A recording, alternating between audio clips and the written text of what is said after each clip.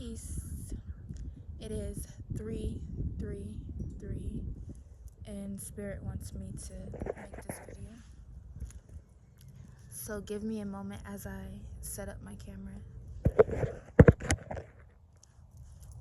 A moment, literally.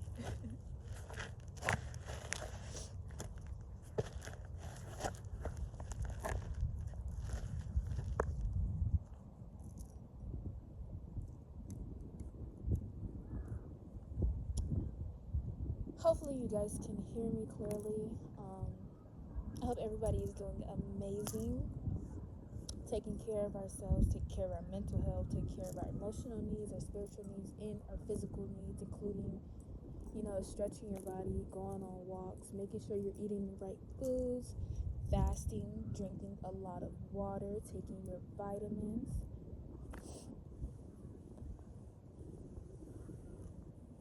Today is a beautiful day. I cried a little bit today, just releasing emotions.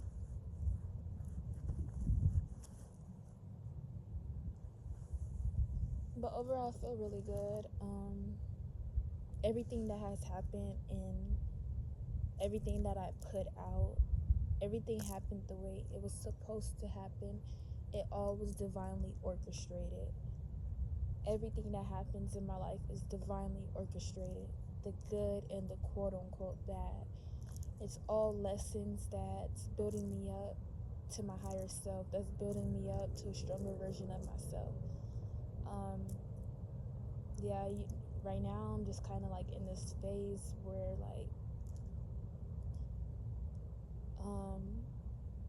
this unknown phase, just embracing the unknown and just really stretching my faith and just really it's just really me in the universe right now, put it like that. But that's not what this video is about, and I'm speaking kind of quiet because I'm at the park and I don't want to be yelling and all of that. I don't want attention on me,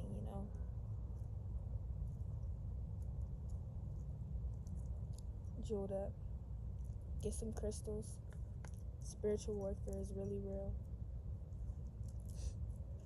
But as long as you're protecting yourself, as long as you're protecting your energy, you're going to be good. So that's why I say get some crystals. This is citrine. This is amethyst.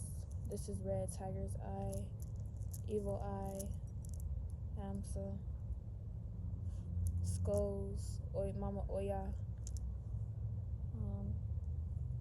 waist beads. I want to get some more waist beads. I'm going to get some soon. But yeah, this video, what we're going to be talking about today, we're going to be talking about my Starseed Awakening.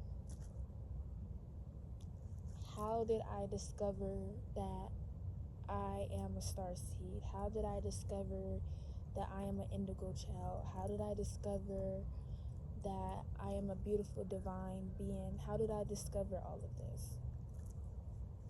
So 333 alignment, divine alignment. So how did I discover this? When I think back to my childhood,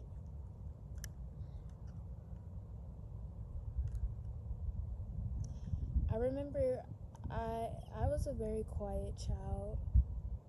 I was a very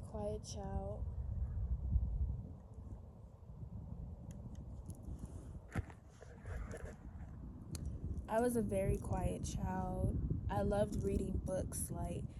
It was so fun to me because my grandma, she had a mini library, and I would just go to her house and read her books. I loved reading her books.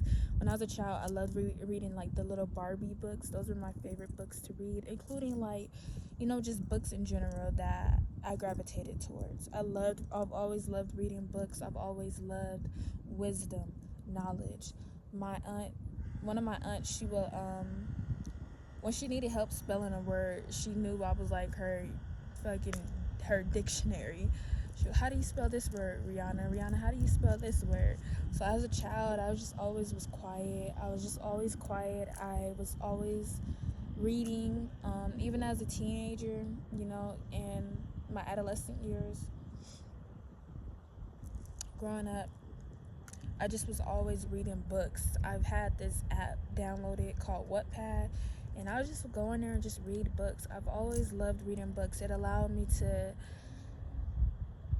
explore my imagination. It allowed me to fantasize. It allowed me to kind of like escape reality. You know, just reading books, it was like I was just into this whole new world. You know, this world where I just seen whole new colors and everything. I just enjoyed reading, and I was very quiet. I didn't really have many friends like that.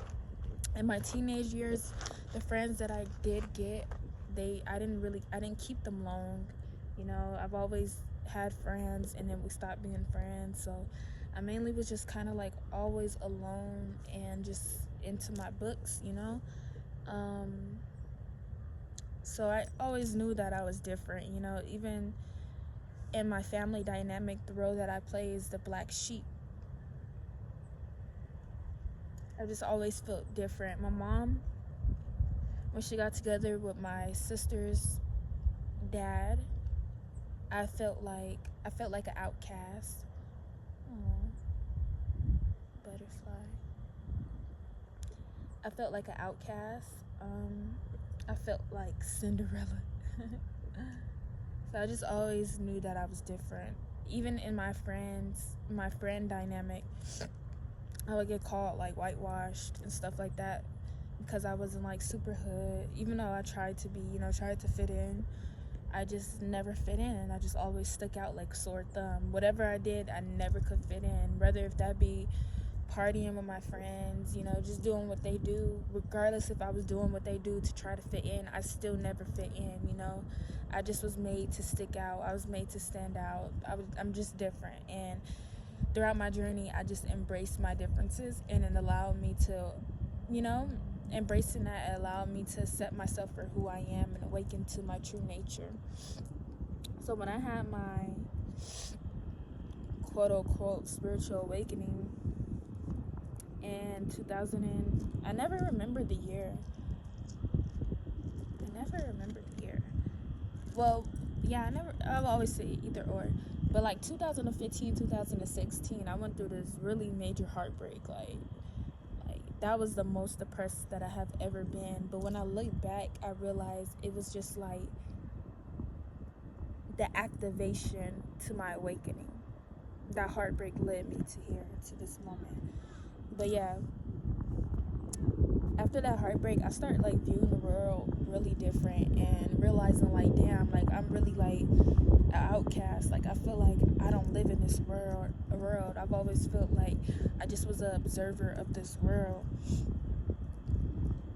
So when Nipsey Hussle had passed in 2019, that was like around the time where we're like really awakened, and I really started like asking. I've always been a critical thinker, but at that time I really started asking questions and really wanting to find answers to those questions, such as who am I? What is my purpose in life? What am I here to do? You know, why do I feel so different from my family? Why do I feel so different from the rest of the world?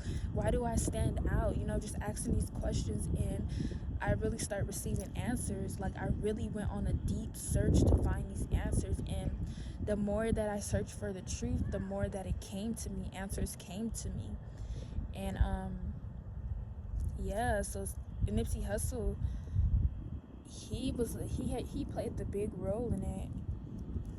Due to his transitioning, I really felt that. Like he visited me in my dreams, and I never was like a big Nipsey Hussle fan. Like I knew of him, and you know, I grew up on his song Fly Crippin'. Like I knew of him, but I wasn't a big fan.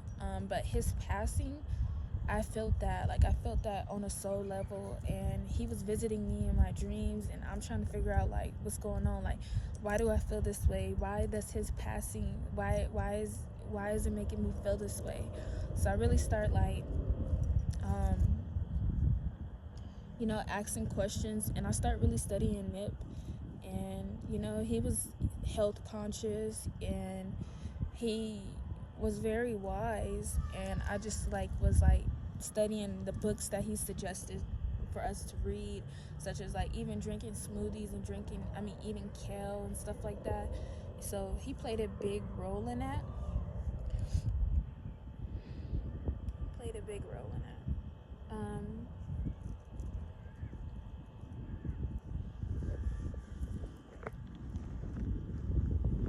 But like me awakening to who I am, it's been a journey. It didn't all happen like, like that.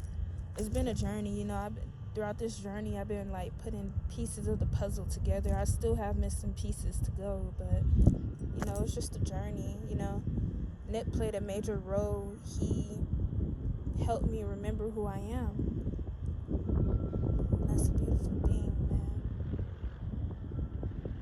Got me about to tear up and stuff. Really helped me remember who I am and not who they told me that I am, not who they wanted me to be. Remember who I am. And this has been a journey, really being outcasted because of knowing who I am. Growing up, when I really started like embracing who I am and showing the world who I am, they didn't accept that. They don't accept difference. What's up, Mercury? Hold on, y'all. Let me go silent for a little bit because my throat chakra is acting up.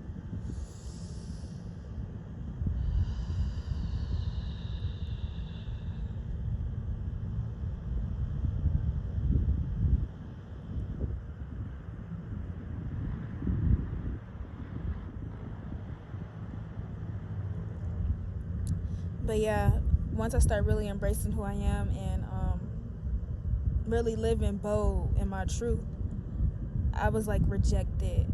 And yeah, that did make me feel some type of way on my journey. But overall, I still, I've learned not to dim my light just because others reject it. Who's for me is for me. They say your vibe is your tribe. Who's for me is for me, and who doesn't resonate with me, that's okay. Just go somewhere else that resonates with you. That's what I had to learn. It's just been lessons on lessons, just learning a lot, and it has helped me like really embrace who I am. I still have ways to go, but overall I can say that I'm proud of how far that I have came. Came a long way, and through all of this light that y'all see was transmuted out of darkness. Really transmuted out of darkness. I've been in so many dark holes. But just by the way that I always get pulled out, by the way that I witness my inner strength and all of that, it just lets me know that I'm really here to do something big. And it just lets me know that my ancestors are really with me, that I have spiritual guides that are really with me. It just lets me know that divinity is within me, because shit that was really sent to destroy me, I bounce back every time.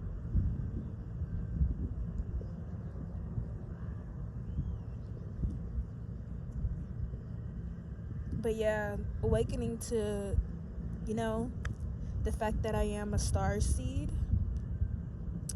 it's all started with asking those questions. It all started with searching for truth.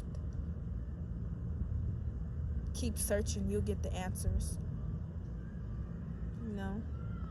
Just stay dedicated to your path. Stay dedicated to your truth.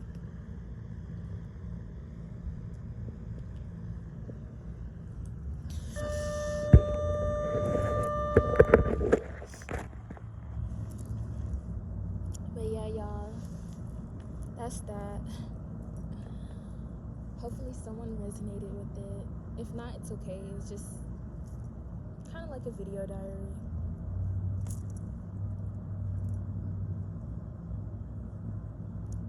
Documenting my growth.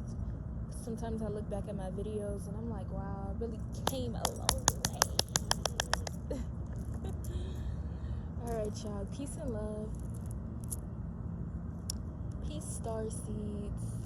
If you resonate with this video, you are a starseed. You You are an indigo child. You are chosen by the divine to spread your light with the world. You are a beautiful soul. You are a beautiful spirit, and don't ever let anyone tell you that you're not. You know, you might be different.